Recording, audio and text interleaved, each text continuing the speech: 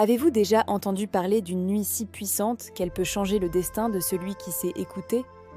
Une nuit où les étoiles murmurent des secrets?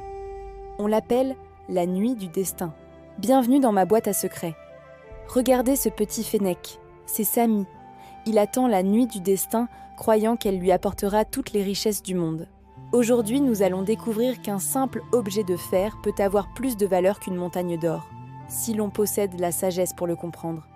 Voici Samy qui n'en peut plus d'attendre dans cette nuit du destin. Pour lui, le ciel est une vitrine de magasin de jouets.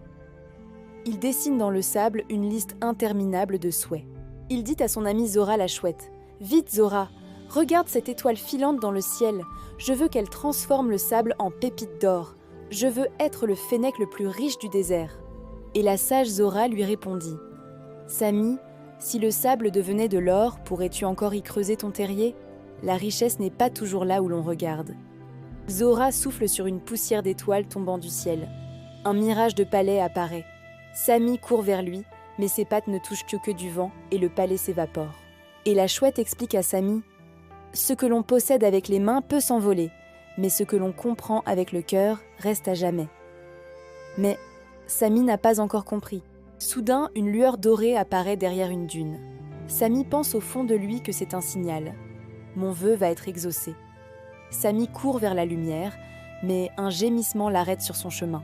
C'est une petite gerboise qui se retrouve coincée sous une pierre plate. Samy s'approche d'elle et regarde la lumière qui faiblit au loin et se dit: « Si je m'arrête, je perds ma chance. » « Je ne peux pas m'arrêter, la porte magique va se fermer. » Mais Zora lui rappelle: « La vraie magie se trouve dans tes actes. » Samy fait demi-tour et pousse la pierre de toutes ses forces. La gerboise s'enfuit.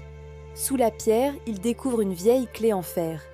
Il entend les paroles de la chouette: « Agir avec compassion est la clé qui ouvre les portes de la sagesse. » Samy garde avec lui cette clé et suit le chemin de la lumière. Il arrive maintenant devant le canyon des échos. Le vent siffle entre les parois.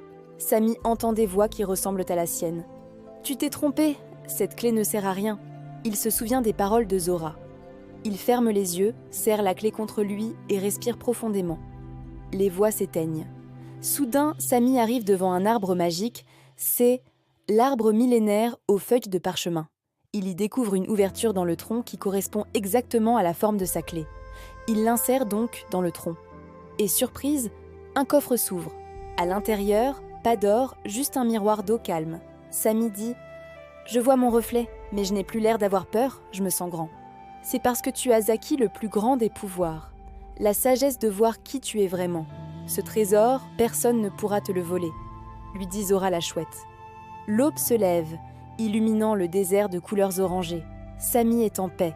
Il a maintenant compris que la sagesse est de savoir faire le bon choix quand personne ne regarde.